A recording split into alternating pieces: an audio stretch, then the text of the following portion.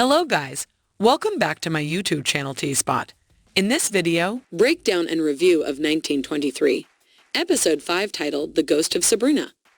Let's start our Episode 5 discussion in Montana, where death and tragedy continue to haunt the Duttons, as John's wife, Emma, offers herself, leaving their son Jack to fend for himself. Tara is still waiting to hear from Spencer, while Jacob is slowly starting to get better. He can walk bulk with some assistance, and he can eat some solid foods, though his recovery will still take quite a bit of time. He doubts that his right arm will ever be fully functional again, so he's going to have to learn how to shoot left-handed.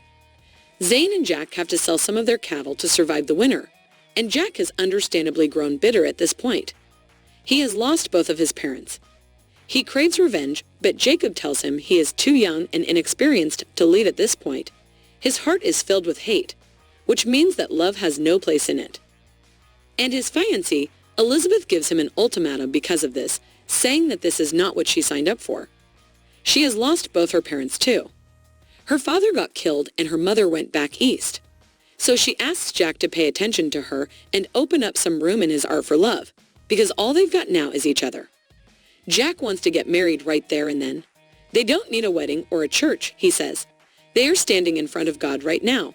So they say their vows, and that's that Kara watches them from afar. And later on in the episode, Elizabeth reveals to Kara that they're going to need an official wedding soon because she is pregnant, which was foreshadowed in earlier episodes. Elsewhere, Jacob asks Kara about the new livestock agents, and she says that the sheriff is taking care of the interviews. But Jacob wants Kara to be there to look them in the eye and eliminate the charming ones because they're trouble.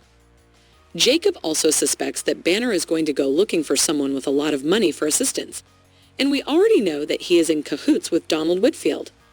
In fact, there's a great scene in this episode showing a meeting between Donald and Banner in a beautiful house in the city. This house has electricity and gas, and all of this impresses Banner quite a bit. And Donald knows how to keep his allies happy and in check, so he gives the keys to the house to Banner, and he and his family will live there. Donald isn't doing this for nothing. Of course.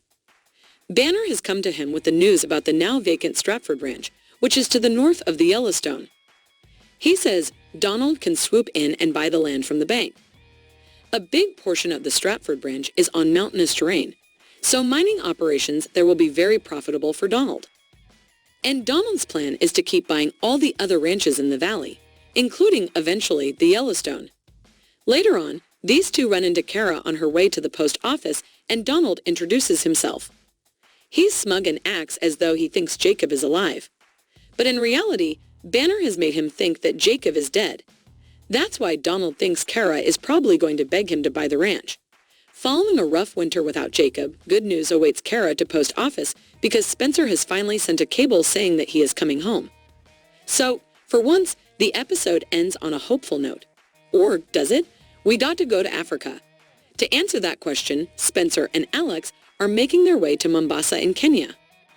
Mombasa is a coastal city along the Indian Ocean. However, there aren't any ships going to the U.S. You can go to London first and go to the U.S. next, but the closest voyage is 3 weeks away. So Spencer is going to have to find another way. Oh, and all of this happens after an ominous voiceover monologue by Spencer's late sister Elsa, who says that this journey to the U.S. will be Spencer's last. We'll get back to this in a little bit. As Spencer looks for a ship, a man points him to Luca, who is taking a tugboat to the Suez Canal, where Spencer can book a ship to anywhere. It's a massive hub. He's not able to go on a bigger ship, a trawler for example, because that would be too dangerous for Alex. She would be the only woman on board, and the deckhands would have their way with her. Even though Spencer agrees to go with Luca on the tugboat, he still tries to leave Alex behind for now and send for her later, because he's worried that this voyage is too dangerous for her. Alex, in turn, gives him an ultimatum, similar to what happens between Elizabeth and Jack, saying, quote, "We have a life together or we live our lives apart. You only get to choose me once," end quote.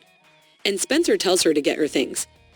That is a good decision because Alex knows how Spencer can send his wire to Montana.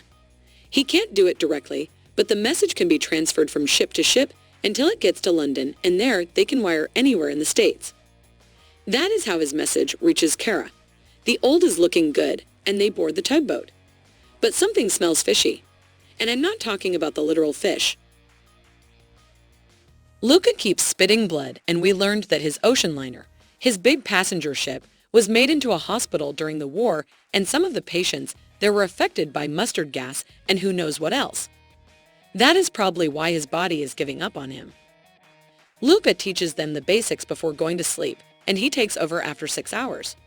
So Spencer and Alex get to sleep for a little bit, and Spencer wakes up and realizes that the engines aren't running. So he checks up on Luca and realizes that he's dead, and that's not all. The ghost ship they had an encounter with earlier is back. Spencer tries to call for some help, but he's got to do something about the ghost ship. The tugboat doesn't get out of the way in time, so there's a collision and Spencer and Alex go flying, and we don't see what happens to them. All we get is this image. Their tugboat capsized, and they are nowhere to be seen. Now, did Elsa say that this would be Spencer's last journey because he would die during it, or did she say it because he wouldn't embark on another journey after arriving in Montana? I'm thinking it's the latter. So I believe that Spencer and Alex are alive, maybe rescued, and this image clearly doesn't tell the whole story. This show has an amazing ability to keep you on the edge of your seat.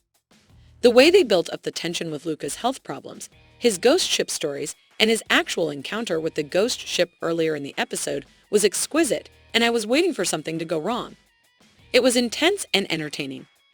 I'm kind of sad that Luca is gone this early though, because Peter Stormare is one of my favorite actors and he was great in this. As for the ongoings in Montana, I liked the fact that they're taking their time with Jacob's recovery banner and Donald's makeup of fearsome team, and I love watching them work together. Jack and Elizabeth's story in this episode was nice too, because all they've got is each other, and they had to realize that, and they did. In the meantime, things get ugly in the Red School after they realize that Tiana killed not only Sister Mary, but another sister that sexually assaulted Tiana's father. Renault goes ballistic on Tiana's cousin and close friend. She insists that she doesn't know where Tiana is headed, and Renault doesn't believe her. He beats her and eventually kills her. They find Tiana's footprints and go after her, but before they can get to her, she runs into a sheep herder by the name of Hank.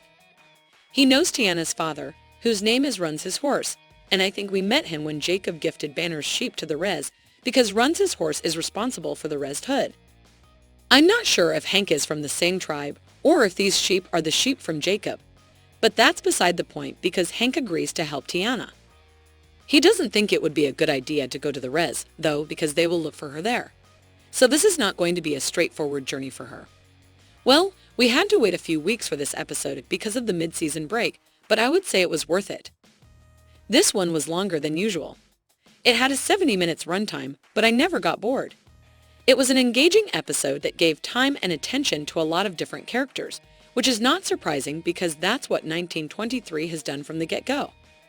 So I like this episode a lot. It was a great return, and I'm loving how they're constantly setting up new and interesting storylines.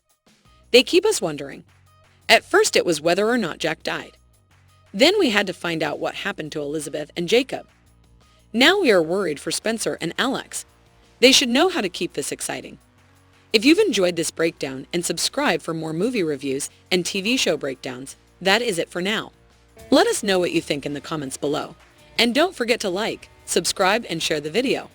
Thank you for watching. See you soon.